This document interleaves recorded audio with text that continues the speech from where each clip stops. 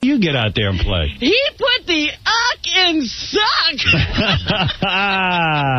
Is Spike Lee still there? Is he still going? Yeah, I ended up at one of those games with him. Yeah, I actually, I was, we had to pass each other in one of those hallways, so he spoke to me. I wasn't going to speak. Oh, yeah, to me, he wouldn't speak. What did he say? He spoke to me. He just said, hi. Yeah, well, because you're black. With me, it's like he told Chris Rock that he goes, you tell your boy Stern he's probably talking some trash over there. I mean, you tell him my boys are going to come over and kick his ass. What about him? I said to Chris, go back and tell your boy that I'm more than willing to forget his boys and forget my boys. I'll go meet with him out in the back and we'll see what happens. Let's mix it up. Hysterical. Please, you know what? That guy, his wife could kick his ass. Yeah. You think you could take him out?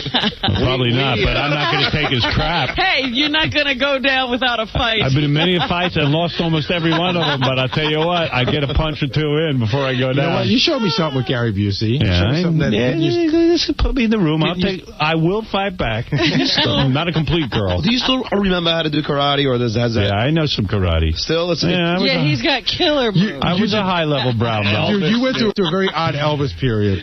Speaking of Elvis, I did. No, you did. You used to come in after you did karate, and I would talk to you about somebody, some other disc jockey was talking crap about you, and he would go, if I get a hold of him, you know what I would do? And you put your hands up and start doing karate. It was very strange. Yeah. I'd kick his ass, I'd go boom, right to his nose. Oh!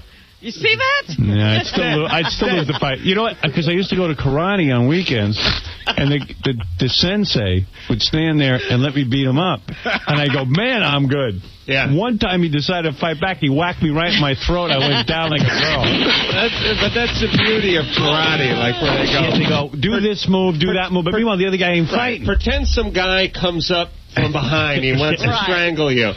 So the guy hands him his hand, and he puts it. Now, first off, the whole gi thing. Like, guys who attack you are high on crack and aren't wearing shirts. They're not wearing big shirts with handles on the front of them. They use the gi like a handle. They need the gi. Yeah, the guy comes in, they grab him by the lapel of the gi, they pull him, then they trip him. It's like, the guy's wearing a wife beater, and he's covered with sweat and afro sheen. Please. Let me ask you something. I'm speaking about Elvis. It got me thinking about something. Yes. This guy, R. Kelly, the singer, who they say now they got tapes of him with 15-year-old girls and 14-year-old girls. Is there any difference from what Elvis was doing? Or anybody else, I mean, there's lots of guys who've run off with 15-year-olds. The difference is Elvis asked her father, and her father just handed her over. Yeah, but don't you think Elvis had a period of time where he was screwing around with her behind the father's back? Oh, she admits that now. Yeah. That she went to the house to live with him when she was 15 or 14. How come Elvis didn't go to jail, but R. Kelly will? Because it wasn't as big. I'm not defending the guy. I don't think guys should be dating 14-year-olds. Didn't Seinfeld get away with it? Did Seinfeld date a 16-year-old? 17-year-old. 17. Yeah, but that was, no, excuse me. Excuse me. She was 16 when we met her in Central Park. Yeah. 17. She turned 17 when she turned 17. You know what? He might be right. I know I'm right. She turned 17 while they were dating. Yeah. Really? You know what? He's right. Yeah, because I remember they had a big birthday. Excuse me? So you think he was having sex with her before she turned 17? Listen, I wasn't there, but what do you think? I think he got her in the park. You think he just wanted to talk? Who knows? One more reason for the black state to choose if R. Kelly goes down for this. That's right. It's okay for Seinfeld. It's okay for Elvis, but I think Seinfeld, Elvis, and R. Kelly should all go to jail. Well, in Bo Derek's new book, she admits that when her husband got together with her, it was illegal because she was only 15. And by the way, when did 17 become okay? Like you just said, well, she was 17. Because 16, I think 17 is the legal age. I thought it was 18. I always thought it was 18. No, I think it's 16. See, I've only been dating 18-year-olds. Oh, no. The legal age of consent for sex is 17. Well, I'm a screwball. I'm missing out on everything. I know something about this topic because it comes up not only in my own personal life, but on my radio show quite a bit. Yeah. And here's the deal. It is different in every state. Yes. I'm talking about New York. With different... Oh, I'm sorry. But we're dating here in New York. You guys get around. I mean, your show gets out to other states. Yeah, you could be in another state. Yeah, you never know when you're going to need some ass on the road. And, you know, some states like Hawaii is completely different, and there's other states where, you know, she can be 15 as long as you're 14 and have some retardation and stuff. There's all these crazy rules. I know. And here's the thing. We can't just pick a number and all vote on it. And all agree. Like, we got it with booze. We got it with going into the Army. And we have it for voting. Yeah, I like that the states want the right to determine what age you should date. Like they don't want to give that up to the federal government. Yeah, but there are some states where it's 12. But that's what I mean. But if you lived in one of those states, then you come out to New York for vacation, you see a hot 13-year-old, you nail her, next thing you know, you're in with Jason Williams. Well, you know what? That was Luis Bologna. Let me ask you, everybody has their own. How old are you now? I'm 37. All right. What's the youngest you would date? Sir, be serious. Well, I don't like talking a whole lot, so I'd say 20. 20. Yeah, I get. See, that's too young for me. Because I'm 48 now. I can't be dating. You wouldn't go 20. No, I'll tell you what. When I first got single, you know, I did a little bit of dating. Right.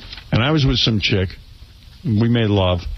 And she says to me... You call that making love? Well, I was making love. She wasn't.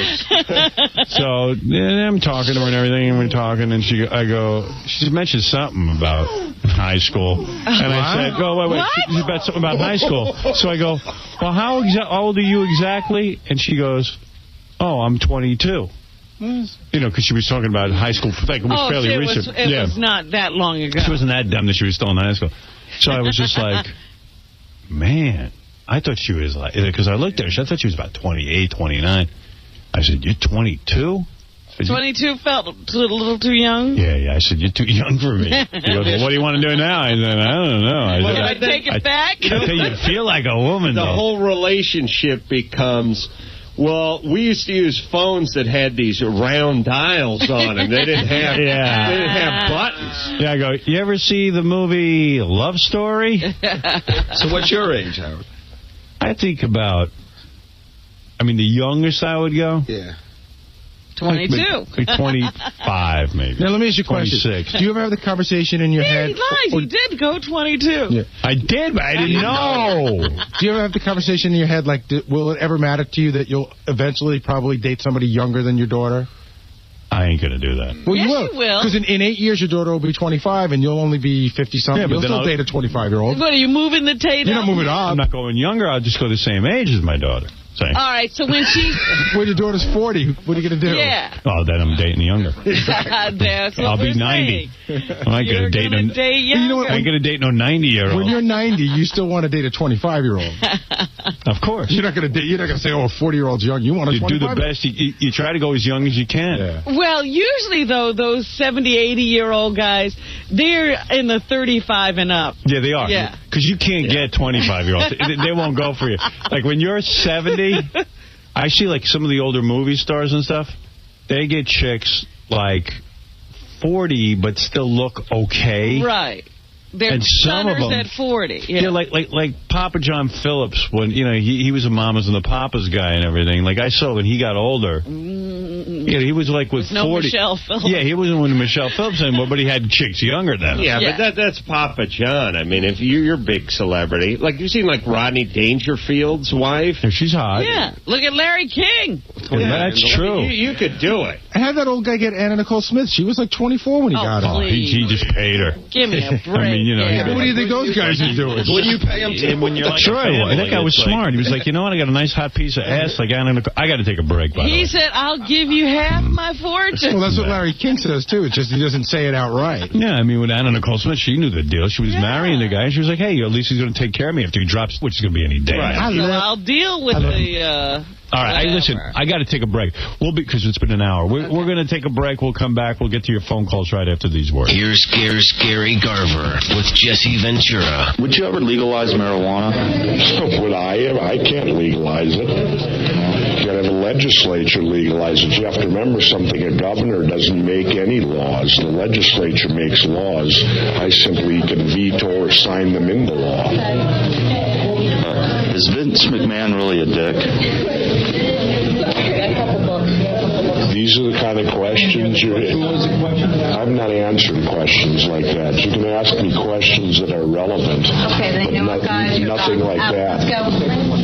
All right. Let's go. What do you think of Howard Stern? Let's go. I don't think of him. Okay, thanks a lot. You're listening to The Howard Stern Show. Yeah, that's her. Yeah. Hey, let's go to Lynn. Lynn, you're on the air. Hi, I wanted to talk to you about Adam Carolla today. I'm really, really loving Adam being on there, and I'm hoping that you get rid of Artie. Oh. Artie's out, Adam's in. Yes. No, Thank you, Howard. Nobody could fill Artie's small shoes. I think Adam can. Thank you. I Adam's appreciate great. that, but Artie's great. He'll be back. No, Adam's rope is tied to Jimmy Kimmel. he can't possibly come work here and leave Jimmy's side. Since when do you call penis a rope? Because those two things are Adam's hitched himself to Jimmy in a big way. Yeah. Well, yeah. Let me say this, and I hope Jimmy's listening. Jimmy is a star maker. Yeah. Yes. And you know. No, I met Jimmy. I was teaching boxing. Really? Yes. He got me on the radio, and he launched my career. So now you feel indebted to him. He launched Carson Daly's career. Did he? Absolutely. Carson Daly was like a kid. He met him in Palm Springs. So we can beat up Jimmy for bringing us Carson Daly? Yes, you have him to blame. The world has I read a review him to blame. of Carson Daly's new talk show. It basically said it was the biggest kiss-ass session on the planet. Well, what else is he going to do? I know. I like Carson. Let me ask you something. When is Jimmy going to launch Jimmy's career? He's so busy launching everyone else. Thank you. What's on TV? Hey, well, speaking of Carson Daly, did you know E picked up Carson Daly's show? Yes, we talked about that, as a matter of fact. So what else are you going to tell us that we already know? Tell us something we don't know. Did you know the president is George W. Bush? I wanted to tell you what was on TV tonight. Did you know that Jack Parr used to host the Tonight Show? Come on. Julia Louis-Dreyfus. Oh, speaking of that, her new show tonight. It looks like her show is every bit as bad as all the other Seinfeld guys. Uh-oh. Her show is on tonight. It airs what time? I got to watch it. It airs at 8:30. 8:30 on NBC. It's called Watching Ellie. Watching Ellie. From what I understand, they don't even say this in the reviews. Linda Stacy reviewed it yesterday. It's the worst review of a show ever. She gave it 1 star. I think the Jason Alexander show got better reviews. And this time, I think Julia Louis-Dreyfus demanded that her own husband, Brad Hall. Yeah, he had to develop the show, right? She demanded that he writes the show. Well, with credentials like son of Sniglets. Yeah. How could you be turned away? Like, is love blind or what? Like, you're about to get your own network show. Do you get Brad...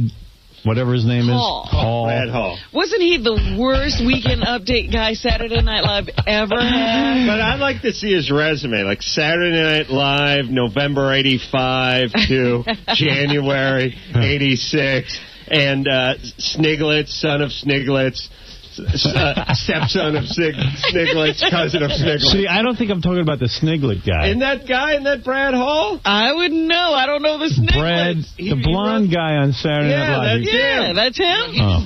He didn't do Sniglets. Who did the Sniglets? His name is Brad.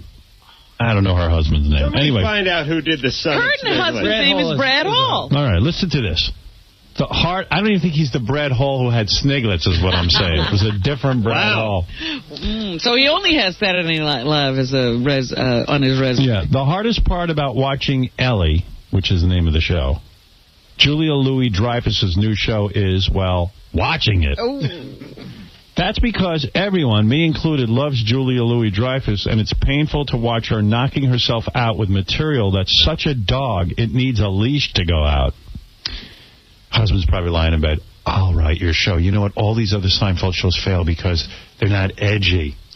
Now, what happens when he puts her in a show that fails miserably? What happens to the marriage? Oh, the immediate marriage counseling. You screwed me. No, they probably sit there and then go, this show's so good the public doesn't understand it. Yes, we're ahead of our time.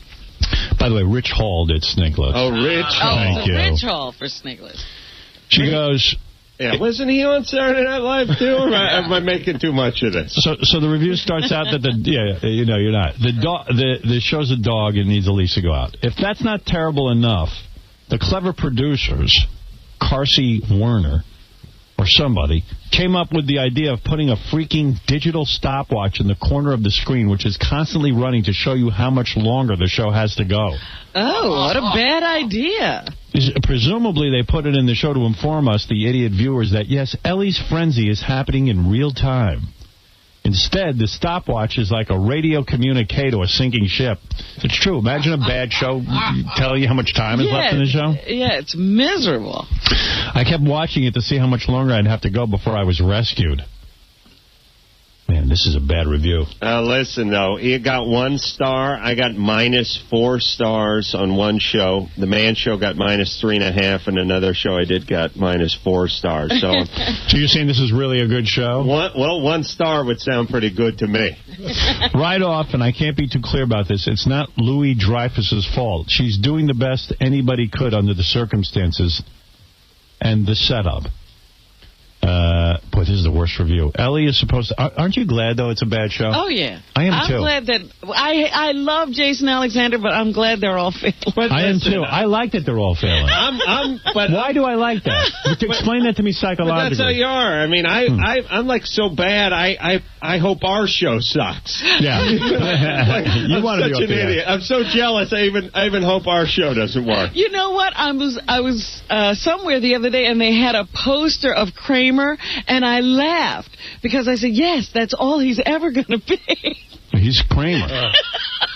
He's the... Stop trying to be something else. Yeah, and, Seinfeld must love all of this. I wish Seinfeld would do another show and fail. Oh, yeah. That would be the ultimate.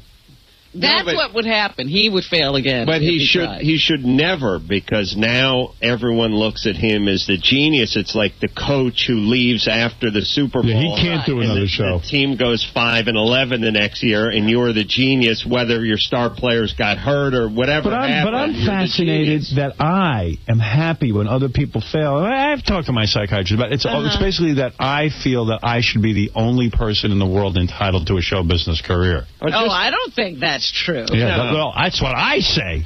That's what you say, but I don't think that's true. You think you should be the only person alive. Right. Forget about showbiz. Then there's no reason to be a showbiz. I should be the only person getting laid. Omega-2. You know what my fantasy was as a little child? What?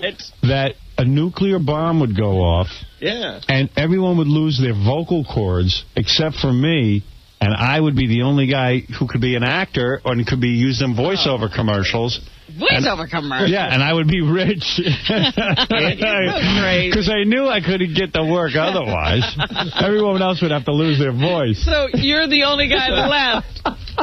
I did the same thing if you replace vocal cord with male genitalia. Right. Exact same fantasy. Exactly. No, I once got offered a movie about that. I once got offered a movie about that. About I was the last guy on Earth with male genitalia. Really? And I had to bang everyone, including the president's wife. But I never did the movie. It seemed a little slim. After they got past the premise, there wasn't much left. Yeah. You know what's weird, though? What's weird is when you hate every other show, especially comedy show, other than your show, right. And you're asked to do a show. Like, I did Son of the Beach. I sabotaged the whole show. I lit the set on fire. No, you did a good job. I watched him on the dailies. Yeah. He's funny in it. He's good. Adam did a good job on Son of the Beach. But it is weird that when you're doing someone else's show and you're thinking, I hope this show isn't better than my show. Yeah, right. And you're like reading the script and you go, I'm in this show, but I kind of hope I don't want it to suck. Do well. But let's not have it do too good. Yeah. They don't want this thing to do well. Oh, goodness. I sat at home yesterday watching Son of the Beach dailies. That's where, we're shooting. And I'm watching the one with Gilbert Gottfried where he turns into Dracula. Yes. Gilbert's coming back. He plays Nakas Johnstein, an Israeli lifeguard. Yes. And Gilbert looks as funny as the lifeguard with a big beard. Because doesn't he have, like, Pace. He has a beard. And a big hat. He gets bitten by a vampire, and he comes back as 𝗦𝗵ci𝘄. Oh, my goodness. Can't even say his name. It's so funny because you know how good he is, and he's dressed up, and they shoot him with, like, just, you can see his eyes, and everything else is in shadows. And he's Dracula, and he's so good at it. I got to bring in the dailies and just play a little bit of the tape for you. That's how good it is. Oh, my goodness. It's the funniest friggin' thing you ever saw. And he's Dracula, and then he tries to hypnotize 𝗦𝗵cie, who plays Kimberly. Right. So that she'll come with him and be one of the children of the day. Oh, the children of the night. Children of the night. Kimberly, you want adventure. You should see him. And he's into it. Of course he is. He loves that character. Is Kimberly the pregnant one, or am I allowed to say that? Yeah, you can say that. Oh, okay. Yeah, that's known. Yeah, wait a minute. How are they working around her pregnancy? Yeah, they figured out how to shoot her around. They got a body double. Yeah. Like ferns in front of her belly. Oh, but that's she funny. is hot. She's hot, even pregnant. Yeah. Even better. Even better. Her breasts are all swollen. What'd you see the body on that new chick we got, Porcelain Bidet? Did you see her? Oh, yeah. That's some little body on her. Yeah. Dude, I heard she's hot. Yeah, Somebody she's was hot. telling me that they'd seen her. Is she hot? Yeah. Hot. But she's hot. She's stripper Can't wait to meet her. Does anybody else want to hear the rest of the... she's stripper Can't wait to meet her. Does anybody else want to hear the rest of the Julia Louis-Dreyfus negative review and really have a good day? Or do you want me to stop? Well, you know what's going to happen to Seinfeld is, after a while, all of the accolades for this current series will go away, and then he'll come back to save television again and fail miserably. Ellie is supposed to be a Los Angeles lounge singer whose life is always in a frenzy. I mean, it's not like she works days. What's the problem here? Clearly, they're trying the Seinfeld format where nothing happens, but they've added constant chaos because clearly the writing isn't funny enough to withstand nothing happening. The best part of the show is Louis Dreyfus's gorgeous singing voice, which she employs in her nightclub gig at the end of each show. So she actually sings. So this is so she gets to sing. Judy, didn't we see this formula before? Oh, yes, on Seinfeld. Remember at the end he used to do stand-up? Right. Yeah.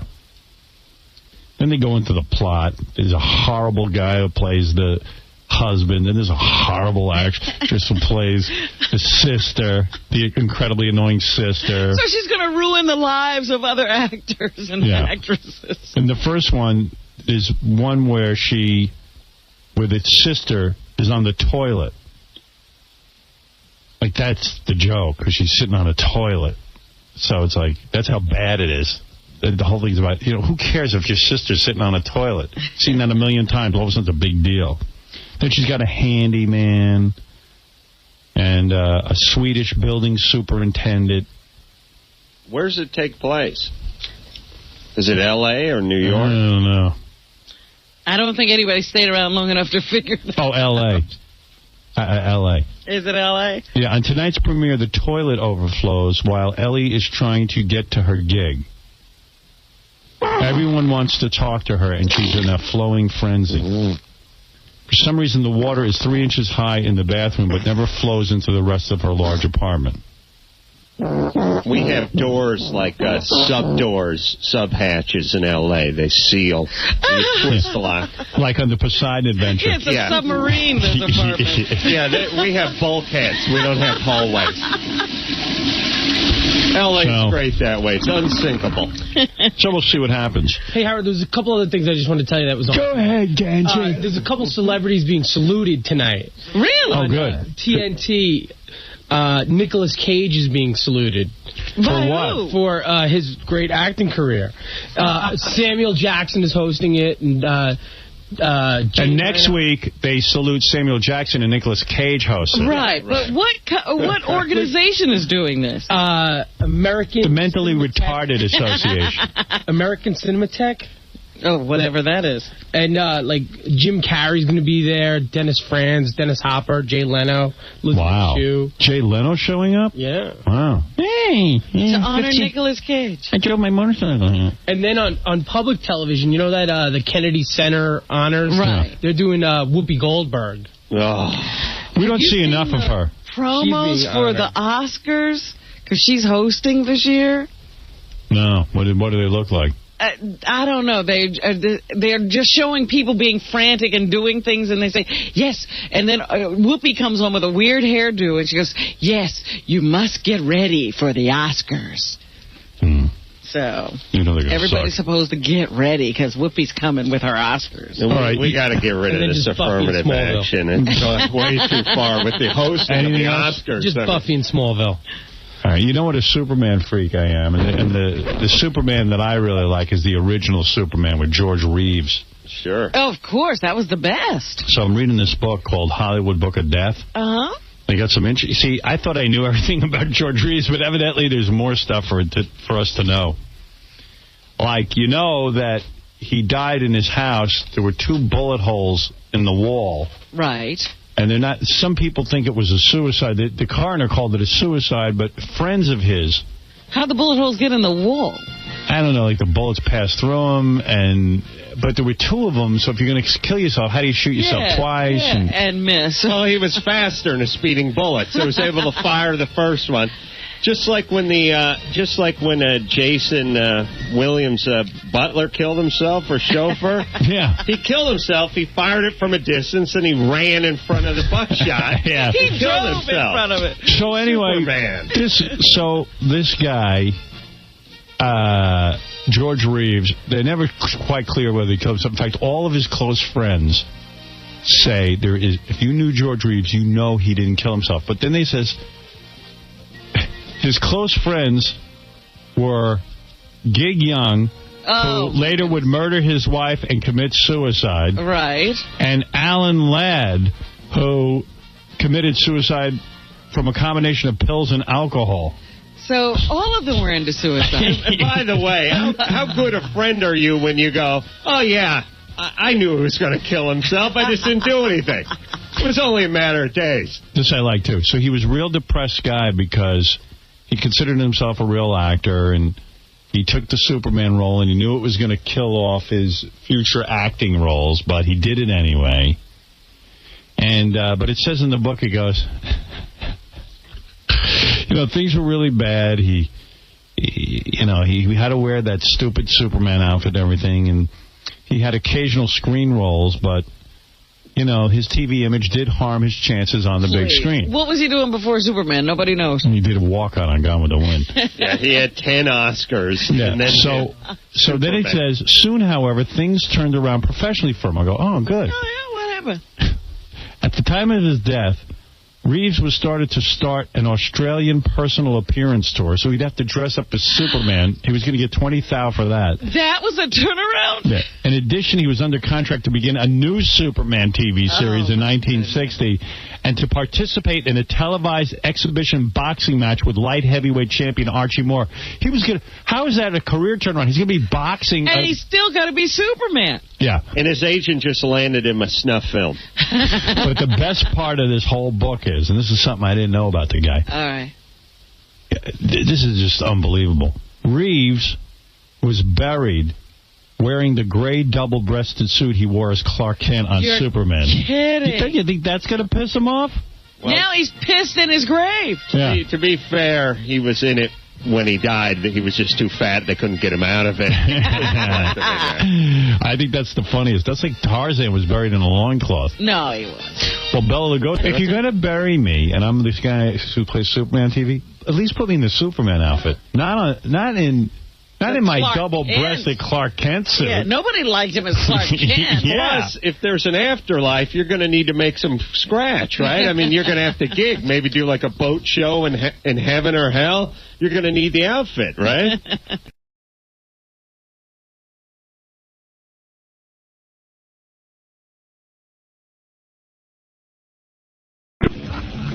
I'm elected, I will change the divorce laws. Good morning, everybody. Yeah, I just got back from Los Angeles. I was in Los Angeles. That's why we weren't here on Friday. I was out there. I was out there miserable. It's nice to be miserable on both coasts. Really? It wasn't good? No, it was. I had to go do some annoying type business. And no break, no fun? No, I had some fun, actually. Well, Friday I did the radio show. Got up at 4 in the morning, did the radio show, hopped on the plane at noon. Thursday, rather. Yeah. You did a show? No. Thursday, I did the show, hopped on the plane. That takes another 6 hours. Got to L.A. around 3 o'clock, 6 o'clock our time. Then I had to go into a meeting that ended around midnight. I realized it was 3 in the morning for me. And then... almost 24 hours. Yeah. But then on Friday, I hung out at the pool. Old Casey said, "You don't look tan." Here I was thinking I was kind of tan. I hung out by the pool. Yeah. You know, read a script. Nah. I was over at the Four Seasons. The pool scene there is getting a little old. I mean, I'm not seeing any celebs. Where has the crowd moved now? I don't know. I seem to be the only celeb poolside. And it was crowded, but there was lots of moms and their kids and gay dudes with their lovers. Really? Yeah. Ralph was out there with me and my friend Richie, too. So you fit right in?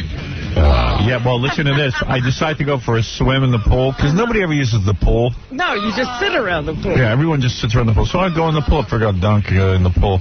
So Ralph goes in with me. He grabs me and scoops me up in his arms and starts carrying me around in his arms in the pool. And I start, and I'm punching him, trying to get away from him. What a scene. What a scene. It was the funniest thing you ever saw. I was laughing my ass off. I got to admit, it was funny. There were these two gay guys looking at him. I knew that Howard Stern was gay. It was funny as hell. You would have laughed your ass off. So, he's such a homo. And then, so Friday night I had some fun. I went out to dinner, went over to this place called Ago. Not Spago, Ago. Ago? Without the SP. Yeah, ran into Daisy Fuentes. Oh, really? At the bar. Yeah. I was going to invite her over. Alone? I was going to invite her over to come over and sit with us, have some dinner, but because I was with Rick Rubin and Richie and, Ralph showed up. The usual crowd. And she was just sitting there? Yeah, she was sitting there, but she was with this guy. And I was like, if I invite her over, I guess the guy's got to come over. He's got to come too, I guess. But then it turns out maybe she wasn't with a guy, because then we couldn't figure out what was going on. It never occurs to you to ask, what's going on? And I said to Ralph, hey, man, let's get Daisy Fuentes over. He goes, she's fat. We don't need her here. So what? You're the only girl here, Ralph. Yeah. She's fat. Spread it around. And, for a guy who has nothing going on in his life, he's like awfully his life, He was like, so he says to the waiter, I want some clams, shrimp. I hate it when he goes to a restaurant. He can never get what's on the menu. Yeah, wait. I want some clams, shrimp. It was really getting me annoyed. Wait, he goes, and some, like seafood. Scallops. Yeah, scallops. It's like... I was ready to punch him, man. Wait. He goes, and very little pasta in that. It's a pasta with seafood, but I want very little pasta and lots of shrimps. So, yeah, go home and eat. So, right, fix your own food. Right, so it comes to the table, and there's there's like a lot of pasta, and, they have like little baby shrimp and some clams. But, he's like got some high protein thing, so he starts pouting. So the waiter goes, is everything all right, sir? And he goes, well, not actually, no. You call these shrimp? These are so tiny, these shrimp. Meanwhile, if the waiter goes in and says anything to the chef, look at his balls. Yeah, of course. And because he's sitting near me, they start to take him seriously because they're nervous. Mr. Ralph. So I said to the waiter, please, you can leave. I'll take care of this. This is fine. Put in a dog dish. I said, yeah, go home and eat. Leave. You should have told the waiter, just throw him out. Do you have bouncers? Yeah, dump the spaghetti on his head. I don't know this man. I don't know how he got to my table. Yeah, and even like Rick Rubin was like, this is annoying with him. It is. He does this all the time. He can't help it. He pouts like a. Is he being funny or? No, he's all irritated. That's serious. Yeah, he's irritated about his food. But he goes to the restaurant. Nothing on the menu pleases him. Right. And so he's got to start monkeying with the dish that he orders. Well, I'm sorry. This is not what I asked for. Meanwhile, he should be waiting his table. Simple. Yeah. And then, why you keep hanging out with him? I don't know. I'm going to have to really start evaluating. Evaluate that, yes. Yeah. And then a bunch of us went to, let me make sure I know the name of this place. Oh, Barfly. You ever been there? I've heard about it. Barfly. Yeah. Man, Los Angeles is amazing. This Barfly. How often do I get to go out? Mm-hmm. Barfly. Let me talk about this when we get back. Okay. All right. Let me pick up at Barfly. Because I got a lot to say about L.A. and Barfly. All right. Barfly's a great scene.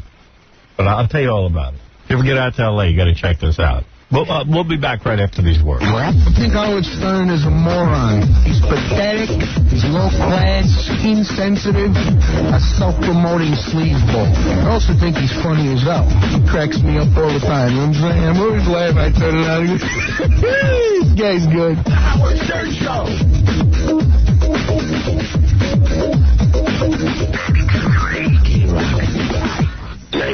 They're the best, really.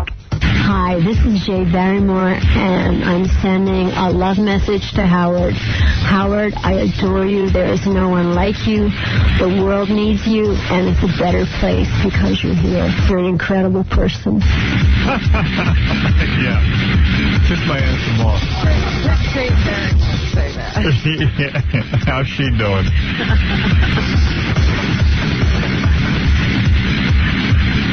I got up at midnight last night, and I didn't get back to sleep till 4 o'clock. Then it was time to get up. Then it was time to get up, and I'm sitting here so drowsy, I can't begin to tell you. What are you, like jet lagged or something? Is that why? I don't know. I don't know. I think I get hungry during the middle of the night because I don't eat enough. Because I'm always trying to stay thin, and I never know exactly how much to eat, Even on this protein thing, you just can't pop a little protein? No. Never. Protein doesn't satisfy me. You know what satisfies me? A big hunk of bread. Oh. Some good old nasty bread and pasta with sauce. I like that. That puts me right to sleep. Especially when you haven't had it. Yeah, that bloats me, and that makes me fat, but it makes me go to sleep, too. Yeah, so I'm like a tiger. I lay in bed waiting for my next meal. I watch TV. I watch all kind of crap. I actually sat through a half hour of Richard Simmons last night with his how proud he is of his piece of crap that he sells. A piece of plastic crap. Looks like a pocket calculator, but you just, what do you call it? You slap down the windows? Deal-a-meal. It's not Deal-a-meal. He's got a new thing. Oh, it's not Deal-a-meal. And this combines all his information and knowledge. I guess they got rid of all the Deal-a-meals. Oh. So here he was telling everybody. I don't know what the new name of it is. I won't sit and watch that. He was telling everybody to get the cards. Then these idiots buy the cards, and now that's no good. No, the cards don't work. Yeah, now he's got a plastic thing, and you just knock down the windows. So everybody who got the cards can now get those plastic windows. Yeah, so he's got something new. He's fat as a cow on this infomercial. And he wears the strangest clothes. Yeah, he dresses like a freak, and he's fat. And he's telling all these fatzos how to lose weight. He goes, first you got to get, this is the greatest. So, you eat 2 waffles, that's 2 starches. Slap the window down, 2 starches. This puts control in your life. This gives you the control. And you put down your waters. You have 2 cups of water. Oh, even the water. And your syrup is 1 fat, and your butter is another fat, because I can't eat waffles without syrup and butter. It's like, you know what? Suck my... Oh! You know what I'm saying? But I love how he ends it with, it's your turn. turn. Yeah. It's your turn. It's your turn to make me rich. It's your turn. It's your turn. So, go to Weight Watchers. And we always have to be so sad that we're crying. Yeah. Your turn. Then he gets this black guy who was used to weigh 400 pounds. And he came up there and he's in pretty good shape. And he slapped down those windows? Yeah, supposedly. I don't see it. And then he gets people who lose 190 pounds, but they're still fat as cows. Yeah, they need to lose 500. Yeah, big fat bastards. Get a grip on reality. And I just can't stand that he's so wealthy for just doing nothing, except telling people, hey, man. Shuffle some cards or slap some windows. Yeah, and then there's a couple of inspirational windows. I want you to say to yourself every day, I am good enough, and then smack your window down, and every day you'll have to say, I am good. Don't be such a condescending little prick. Give me a break. I'm an adult. And then you see people sitting in the audience, nodding their heads at everything he says. And clapping. And clapping. Who's in the audience? Richard. You're good enough. You're good enough. Eat me, dickwad. Sick of it. I'm not obviously good enough. Yeah, and then he goes, and eating and exercise, sweat. When he says sweat, I want to vomit. I do. I want to throw up now. I'm feeling nauseous as I say it. Eating and sweating. You have to sweat. So he's got some concocted tape that he sells you. Where and then the big fat one's like, it's so much fun. It's dancing. It's not even exercise. And it's like, you know what? It is an exercise. I don't know what you're doing there. No wonder you're fat. The hokey pokey. And it disgusts me that America is just filled with so many fat people. It's like, come on. There's too much food in this country. They should make everybody hunt for their own food. Big and fat. Everybody would be thin and ripped. Right. Give everybody a knife and salt. Yeah, and go out and hunt. Maybe we'll throw in some matches. Yeah, you'll see all these fat yentas, and then he goes, and maybe you'll be selected to be on my cruise to lose. Imagine the losers, all on one cruise. My cruise to lose. They should just make everybody hunt. Does this look like you're suffering? Do you see what? Do you see what we're eating here? Does this look like you're suffering? No one in this country looks like they're suffering. Poor people are fat. It's disgraceful. Man, do I look like I'm suffering? Well. Unreal. Anyway, so I was telling you, I went out to L.A. So I did the radio show, did all that, hopped on the plane. No cool celebrities on the plane, going there, coming back. Must be a downtime. Hiatus time.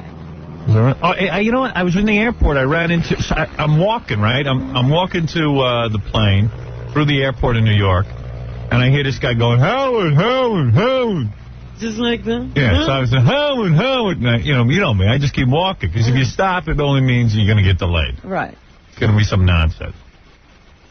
So then the guy says, yelling out, John McEnroe, John McEnroe. So I see. Oh, John McEnroe was yelling your name? Now, I'm a big fan of John McEnroe. I like John McEnroe. I always liked watching him play tennis. I always liked his wife. Hey. Both of them. Tatum and Patty. Wow. And I enjoy him when he does the commentary during tennis matches. Yes. Big fan, big fan. So I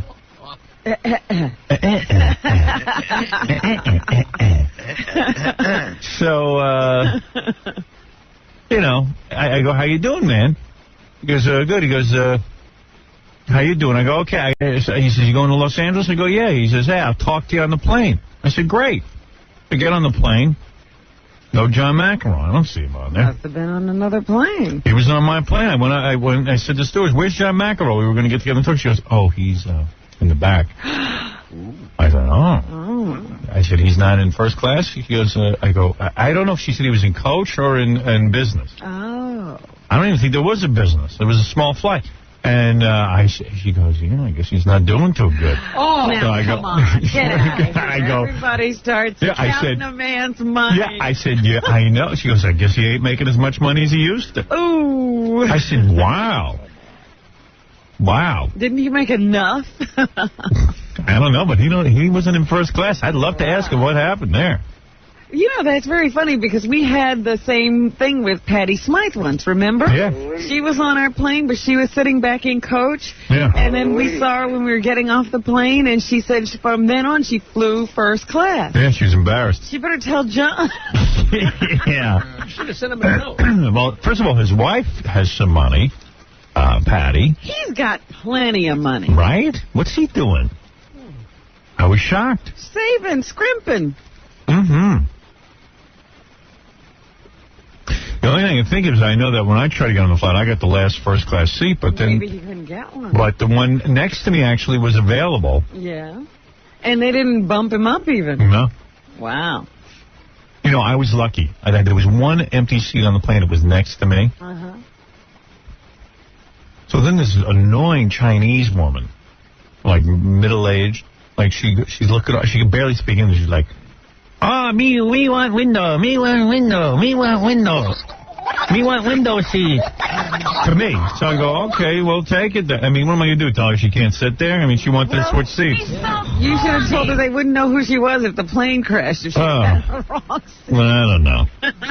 And then, I don't know if she was like, I'd be watching a movie, on those little TV screens, and she's pointing to my movie. What this? What movie this? Oh, dear. What movie this? All involved. And what I did was, I just ignored her. So she's pointing and pointing to my screen, and then finally I go, what is it? What movie this? I go, it's The Mummy. Oh. I said you smell good. Like, she was really annoying. And all the people in first class had their feet, like, they all had their shoes off, and you can see their feet. Oh. And they walk into the bathroom with socks. With just, ooh. Yeah, with pee. There's pee all over the floor. And your feet will get wet. Yeah, I mean, why do people get on a plane and have to take all their shoes off? They get undressed like they have, I don't want to see your feet. And like all these broads, they all take off their shoes and their socks and their stinky feet, and they're like, they're relaxing with their feet. I'm like, I hate feet. You know what I mean? And then like all of a sudden they just get up and they walk to the bathroom in their feet, and like they pee. Nobody pees straight on a plane. Nobody. How can you? How can you? I know I'm a guy. I stand there, right? Yeah. First of all, you can't sit, right. so you got to stand. You're standing, you're making a pee, all of a sudden and the plane moves. Yeah. I'm all over the place, and I got to go. And there's some ladies in there with their feet. And I'm just like, don't you put your shoes on? Don't you have any feeling? Yeah, God, don't you feel anything on your? Don't your feet get wet? And everyone's such a hippie. I hate hippies. They're all over the place. Yeah, it's just like disgusting. Everything's a disgust. I hate people. Oh dear. And then this woman, what do we eat? And then she gets her own personal movie, and she can't figure out how to work the movie thing, and then finally I just grab her headphones and plug them in for her. She was making me pissed. Because like I'm trying to watch, and then she starts watching my movie over my shoulder. What you watching? Don't stick me next to these broads. These foreign broads. Honest to God, it's annoying. Yes, sir! Oh, man. I don't know. So what so I went to bar. So Friday I went out to this restaurant called Ago. So Daisy Fuentes there. And I went to dinner. Well, how did she look? Did she look fat to you? No, she's pretty. What's wrong with her? Boy, I'd bang her in a minute. Great ass! I mean, her boobies could be bigger. She should get implants. Nah. No, because she's a big girl. Fine without them. Yeah. But I would bang her. I mean, she's sitting like at the bar at Ago. Well, is that a bad thing? I don't know. Like, why isn't she at a table? What is she doing at the bar? Pick up guys, man. Do you think? Could be. Yeah. I don't know. Last time I saw her on some show, Roseanne, I think, she was saying she was single. Yeah. Phil, What's up, babe? Yeah, Howard. Yeah. What's up? Hey. Yeah, how come you bring that fool Ralph everywhere with you? I didn't bring him. That's the thing. I didn't bring Ralph to L.A. with me. Weren't you just there for meetings? Why did you take Ralph? Ralph Heard that I was going to L.A., and also he heard that there was this big party at the Playboy Mansion Saturday night. Supposed to be the greatest party. The greatest compilation of... Yeah, and I got invited, but I didn't go because I'm married. Oh. So, listen to this. There's a party at the Playboy Mansion. Every girl has to show up in pajamas, which means lingerie, and guys... One of those. And guys have to wear pajamas, and it's all hot chicks. Yeah. So Rob you would have been in pajamas? No, I wasn't going. I said that, and also Hefner takes pictures of her. I'm going to go there and have him take pictures of me in pajamas? Great. How do you explain that at home? You know. Go explain that. That's a good one. Right. Ralph wanted to go to the pajama party? Yeah, well, he went, evidently. He left a message on my machine saying... He got in? Well, yeah, he knows this dude, Hunter, that gets him into all these parties. Oh, who's Hunter? I don't know. And Rick Rubin was... I introduced Ralph to Rick Rubin, and Rick was going. I go, Rick, you're going to go in your pajamas? He goes, it is the greatest party in the world. Yeah. Yeah, I'm going. I go, Rick, what time are you going? 11 o'clock. I was like, everyone starts getting the blood going. Right, start till. Yeah, I work. I mean, seriously, I'm the only guy in the world miserable. It's unbelievable. I work my ass off. Everybody else seems to be having a great time. At least they get some downtime to go have a great Yeah. I was just like, oh, man, I got to go home. Because my wife just got back from Europe. She visited Emily and Allison went for a week to Europe, to England and Paris. They're having fun. You know, it's kind of weird. You know, I just wish once in a while someone would say to me, "Hey, thank you for paying for this." I don't even get that. Thanks for busting your balls every day so we can go off first class on the Concorde and have fun. I don't know. You know, you don't get appreciated or something. They went on the Concorde? Yeah, they went on. Jeez, Howard. First class accommodations, food, everything. The Concorde. They can't take the long flight. No. Why they got to be so quickly there? Why? Because I make a lot of money. And they got to get there fast. And they got to be fast and spend it. But, I mean, just say, hey, we had a great time thanks to you who busts his balls getting up at 4 o'clock in the morning. And I have to leave. What do they say? I leave L.A. not to go to the Playboy party so that, you know. What do they say? I don't ever say anything. No, what did they say? They come home. They had a great time. They brought me back a souvenir, a T-shirt. And they walk in the door and they go, wow. Yeah, it was great. We had a great time. Well, that's thanking you. No, it's not. Oh, it's not. That's not a thank you. Okay. That's not like, hey, thank God you make a living that I can pay. You needed the direct link. Once in a while, I'd like to hear it. I mean, maybe once every 20 years, I'd like to hear a thank you. I don't think I've heard one yet. Well, am I crazy to want that? A big reference. Am I crazy to want that? No, I'm sitting here. I don't know if you're complaining out of turn. I don't know. I mean, they came home and they told you what a great time they had. Yeah. That's telling you they appreciate it. No, it isn't. Yes, it is. Do they say, wow, we sure are lucky? No, never. Never. Never.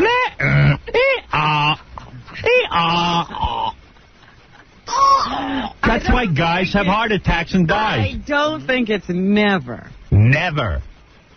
You know, you're not there. How do you know? I know that Allison has said this to me. Mm-hmm. Oh, she says this. Oh, as long as she's thanking you. No, she's not thanking me. She tells me how much she appreciates you. Oh, really? Oh, jeez. I've never heard it.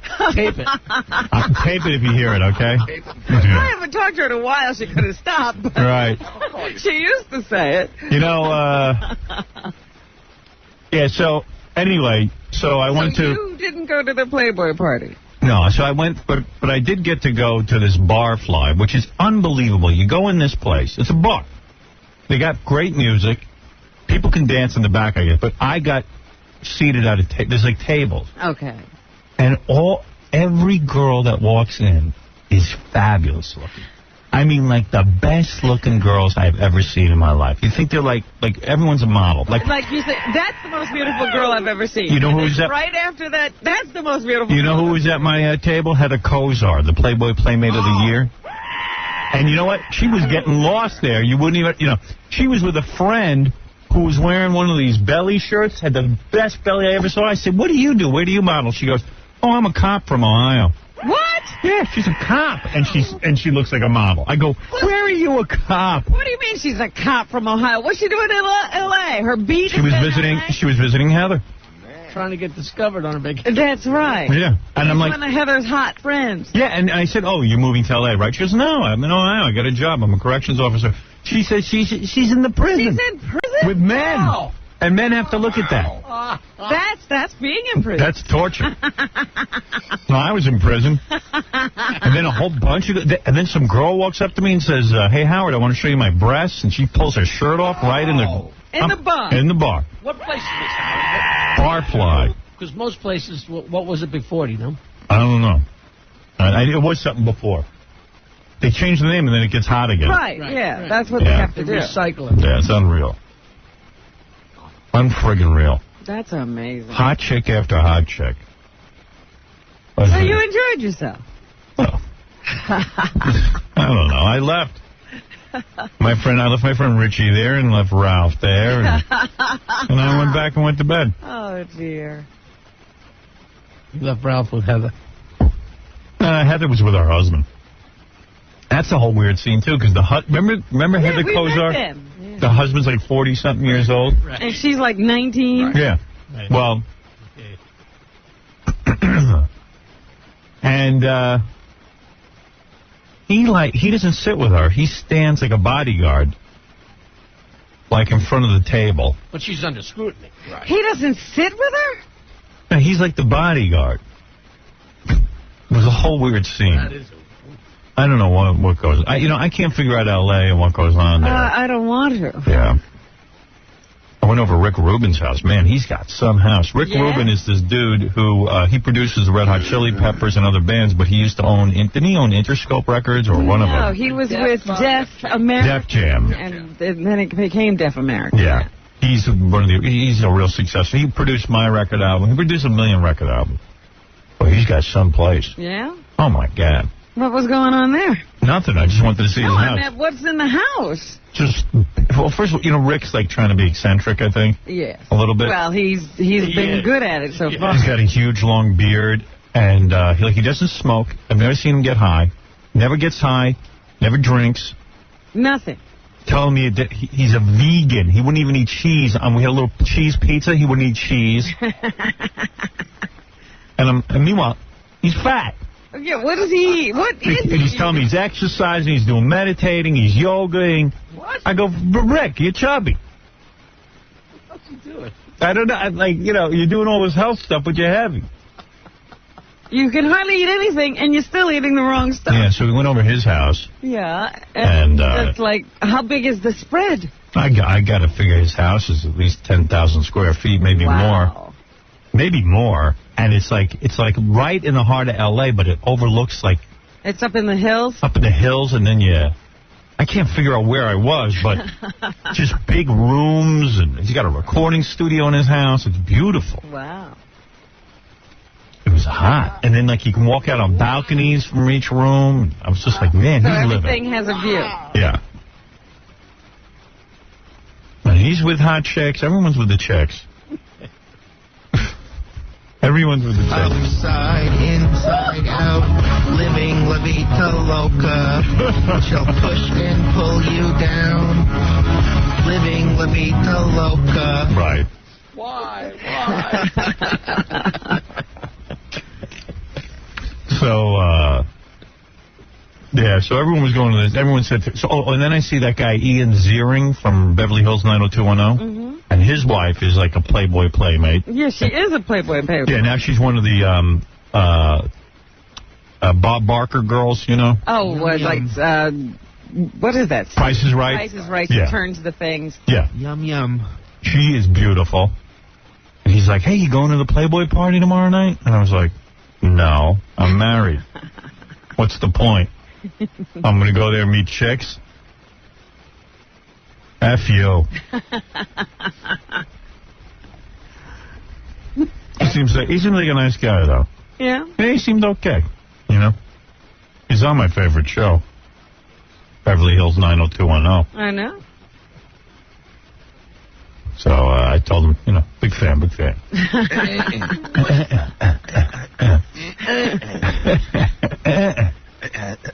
you see his wife? So he's all excited about the party? Yeah. I don't know why. And then I'm talking to Rick Rubin was like transfixed on Ian Ziering's wife. So I go, Rick, what's wrong? He goes, He goes, do you see her? I go, that's Ian's wife. He goes, who's Ian? I go, Beverly Hills 90210. He goes, what's that? I go, it's a TV show. Yeah, he didn't have to know anything. He's completely, he's into yoga and stuff. He's in Rickland. Yeah, he's in Rickland. I go, Rick, that's a TV show. That's his wife. He goes, she is the most perfect girl I've ever seen. I would do her. I go, Rick, easy. He goes, easy nothing. I got to look. And he just looked. But what's his problem? He sees that every day. Doesn't matter. He liked it. Oh, my goodness. It doesn't matter. So basically, I ended up carpooling all the guys to the Playboy Mansion. Yeah. You know what I mean? I get everybody in, and then I leave.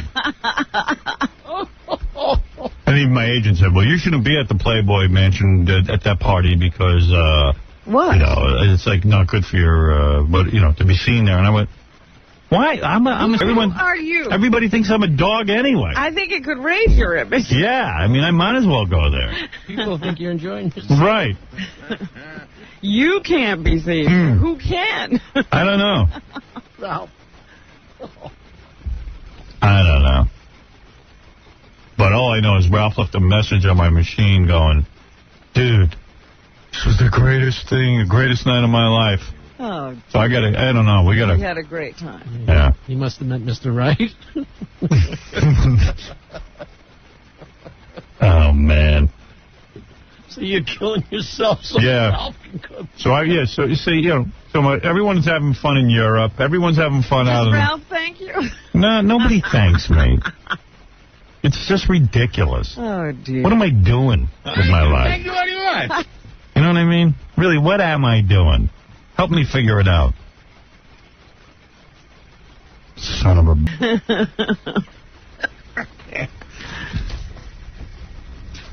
Yeah, Ron, you're on the air. Hey, Howard, good morning. Listen, Not really. Your boy Shannon Briggs was shooting his mouth off Friday. Yeah, what happened with the fight? Where is he today? Did you go to the fight? I went to the fight. Oh, did he dedicate the fight to us? Please, you told him to wait till after the fight? Yeah. And I don't know, I didn't see anybody talking to him. What happened? It was terrible. I got to speak honestly and frankly here. Go ahead. And Shannon really should get out of fighting. Really? Out of boxing. Hey, Rob. He's got wonderful skills and a great body, but he doesn't have that killer instinct. Mm-hmm. And he was a bloody mess. What was the outcome? He lost? Declared a draw. But he lost. But, yeah, I mean, Francois both almost handed him his head at the end of that. So why was it a draw? Do you think it was fake? Because he rocked both in the 8th round. During one round of the fight and knocked him down. So it probably, some judges' scorecard could have probably seen it even. But basically, I mean, Bosa is not going to beat anybody who's... he's not going to beat Lennox Lewis. He's not going to beat Evander Holyfield. And if he can't beat Botha, he might as well leave. Howard, he got rocked. So bad. He was bleeding from everything on his head at the end of the fight. So didn't he say he'd come in here in a dress if he lost? He said he'd naked and wear a dunce cap. Right. No, he said he'd come in if he didn't win. Not if he lost, if he didn't win, right. So he has to come in here naked and wear a dunce cap. He looks so bad, Howard. You know how embarrassing it's got to be for that white Pillsbury French doughboy. They kicked his ass, and the only reason it was a draw was because he got one lucky punch off and knocked him down in the 8th round. Robin saw it. You know what's amazing? Right. Thank you for the call. You know what's amazing? Yeah. This guy, Shannon Briggs, first of all, one of the nicest guys I've ever met. And he's too nice for boxing. Yeah, he's a nice guy. He's got everything going on. He's good looking. He could be a model. He's got a great physique. And he's one of the few human beings on the planet who gets on TV and thanks us. But he doesn't win.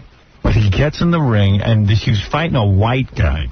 And the white guy had had a spare tire. Right, he's fat. Like you wouldn't believe. Francois Botha, who you might have remembered fought Mike Tyson and gave Mike Tyson a little bit of a fight. He's a heavy puncher. Before Tyson knocked his ass on the ground. Right. And the whole thing here, I even said to Shannon Briggs, the whole thing is, if you beat Botha, you get a fight with Mike Tyson, which is true. He does get a fight with Mike Tyson. He says, I'm going to kick his ass. I said, no, you're not. Because he says it nicely, like, I'm going to kick his ass. Oh, yeah, I'm going to win, Howard. He's the nicest guy, this Shannon Briggs. I'll beat him up. Well, Shannon, if you're listening, you got to come in here naked in a dunce cap today. He's supposed to be here naked in a dunce cap. He said his blood was coming out of his ear. Oh. Blood was coming out of his mouth. Probably brain damage. Blood was coming from his eye. Really? I said, why would mess up that beautiful face? Go model. You were sitting in the front? I was sitting like right there at ringside. I could see everything. Did you say anything to him afterwards, like you bum? I didn't see him afterwards. It was just, I didn't want to see him afterwards. There was not the kind of fight you want to talk to somebody after. I'm telling you, I thought his ear was going to come off. Oh. You sound like you were so close to the ring that your breasts were probably resting on the floor of the ring. Oh. Is that true? Not quite. Right, but pretty close. Oh, that's comfy. And I was sitting right behind Botha's wife, which was also very dramatic, because when he was getting beaten, his wife was crying. You know, she had her head in her hand. Oh, my God. Is she nice looking? I didn't really see her face because she was directly in front of me, but she looked attractive from the side. Right. She was, nice figure and everything. Oh, yeah? But, man. She wearing a bra? I don't know, Howard. See, I should have been there. That's a cup size. Know these things. Cup size. She wearing panties? A nice lady. I would have had my hand on her leg. Hey, let me comfort you, honey. Yeah. Oh, but that was one of the bloodiest fights I have ever seen. He was Botha was bleeding, he was bleeding. You couldn't tell whose blood was what. Really? Well, with any luck today, if you stay tuned, Shannon Briggs will be here. He will strip down nude and wear a dunce cap that says loser. But I can't go to any more of these fights because I'm screaming, trying to wake him up. Shannon, he didn't throw a punch in the last round. Really? I got to get a tape of it. Yeah, Rick, you're on the air. Hey, Rick, Howard, I just saw your movie this weekend on USA. Oh, did they run it? No, my girlfriend works for USA Network. Yeah. And I got a production copy already. Oh, yeah? Yeah. And I just want to say that's even funnier than the first one because you keep coming in, and it's so funny. Yeah, by the way, the premiere of Private Parts is on USA Network. And I'm going to give a nice shout-out to this USA Network. They just sent me a couple of promos that they're going to run on USA Network. Like, they make these promo reels announcing the fact that the movie's going to be on. Mm-hmm. And they did a beautiful job. They really did a beautiful job. I got no complaint. Usually with that, I have some complaints and everything. And also, we went ahead and shot a couple of things where, as this guy says, Rick says, it's a little different, the version for TV. There's nothing cut out. No, nothing's cut out. No, Paramount, I guess, ran you guys USA couldn't edit it at all. Well, no, what happened was USA was going to edit the movie, would have butchered it. It would have made no sense. And, in fact, even Betty Thomas, the director, wanted to take her name off it. They were going to butcher it so bad. Yeah, that's how bad it was going to be. They even had stupid stuttering John at the end. They didn't even cut it. Yeah, so we came up with a way that they wouldn't have to edit out material, and also I walk on and explain things a few times. It makes it. I think it's a little more fun, right? It's justice, but it's like watching a new movie. Yeah, it's fun. So funny. Yeah, good. Okay, well, I want to do something a little extra there. Okay. You did it. All right, thanks, bro. Okay. All right, bye-bye. Yeah, so I don't know when that debuts or premieres. I thought it was August 27th. Yeah. That's why I was shocked that he said he had seen it. Yeah. Well, I'm just happy it's going to be on cable because that just brings a whole new audience to the film. It's a nice thing about making a movie. It's just out there forever, especially if you like it. If you hate it, then that's embarrassing. It's a bad thing because it's out there forever. Yeah, but I'm kind of proud of that movie, so. Also proud of a couple other things I'm working on. I was out on the coast, and we're very, very deep into this show called Son of the Beach, starring Tim Stack. And I should mention the other guys who write it, but I'm just kind of spaced out right now. But it's going to be a great show. I think that's going to probably start airing in December or January. We're going to start shooting in, I don't know, maybe September or October. Oh, God. And FX likes the show so much that they actually want to increase it to 13 episodes. Wow. Right off the bat. So I'm very, very excited about that. But I was just thinking that'll be another group of people who, well, you'll be reading about having a good time while you're still working. Oh, yeah, they're talking about, hey, we can't wait. You know, the show takes place on the beach with lots of hot chicks. And, like, Tim's like, well, we got to start casting soon. And I go, you mean I'm going to miss all that? So every project I'm involved in, people have tons of fun. Yes, and you're still here. And I'm still here working. You're in charge of it. The wife and kids are in Europe, first class. Ralph's getting shrimp. Ralph's a shrimp at the Playboy Mansion. And the guys are out there casting for Son of the Beach. And, and you're here. And I'm here working. 4:30. I work. And by the way, I couldn't sleep last night. But you're here. But I'm here. I'm here like a dog. Somebody just shoot me. That's it. Well, at least Shannon Briggs had a bad weekend. Yeah. I hope he comes in here and keeps his word. I hope he's a man of his word, at least. I bet he's going to be, yeah. Well, I didn't lose, but it was just awful. And the whole crowd was booing after the decision was read because it was so ridiculous. Hey, you're on the air, Ed. Hey, Howard. How are you? All right. How are you? Okay. That's good. I didn't get much sleep myself. I could be in bed right now. Anyway, I wanted to thank you for all the great laughs you've given me. Thank you. Hey. And I do appreciate, the hard work that you All right, thank you. Do you have a point? Yes, I do. Do you ever admit not being famous, not famous, just going out into the public and...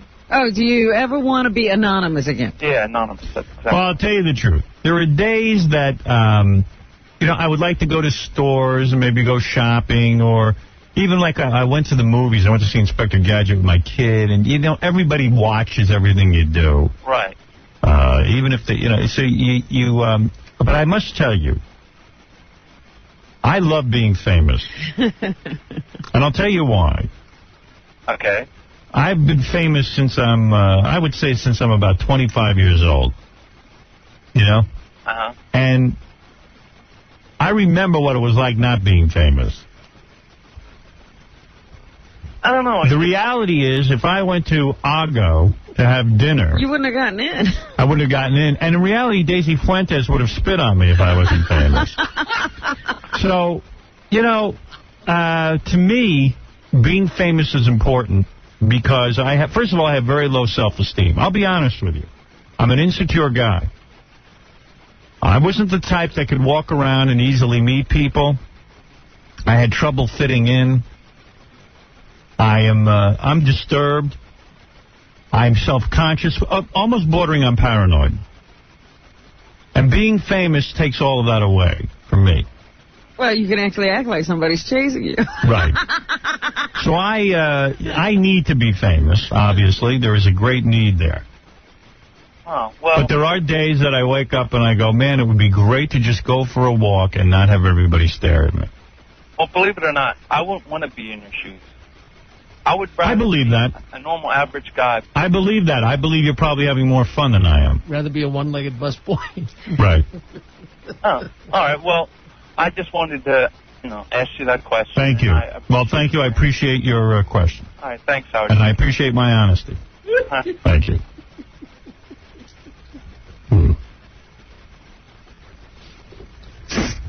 Yeah, I have to thank the people at the fight. I got practically the biggest ovation that they gave that night. It's not a me thing. It was for the show. But, a lot of our fans were there, and they really cheered when they called my name. Really? That's nice. Yeah, that's a good feeling, It is good. Hey, it is good to be famous. Raymond, you're on the air. Hey, Howard, how are you? Howard, aren't dogs so much better than people? Yes. Oh, I love you it. on these tirades, man. I tell you Isn't something. it so simple with a dog? I love my dog. I love that dog like you would not believe. Now, let me ask you. If you sent your dog to Europe and he can come back and thank you, you wouldn't mind, right? Right.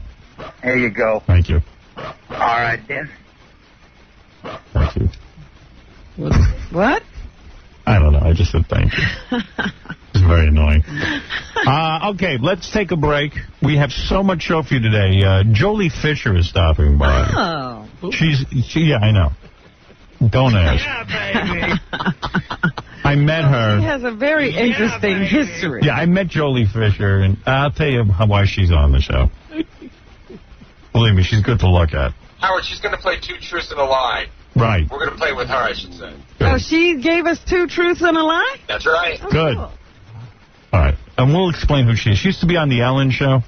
And isn't she on some other show now or something? What? Isn't she on some other show now? She's in Inspector Gadget. But, oh, she is? Yeah. Okay. But I'll explain everything. And also, we have tons of celebrity interviews today. Yeah, why? From Gary Garver and Stuttering John. We were over at the Magic Johnson Celebrity Golf Tournament. Oh. We have interviews with Magic himself. Wow. We were over at all different kinds of events. Wait till you see all the celebrities we had to interview. And then there's other things. And I see a lot of people on the phone. I'll get to you in a second. I just have to take a break because everybody here is very greedy. Before you go, let me just give a shout-out to the people at the Taj Mahal, the Trump Taj Mahal, down in Atlantic City. Very sweet. Got some nice treatment over there? Very sweet to me this weekend. And a special hello to Christine Steelman. She was a great hostess. Would you get that written down? No! Me.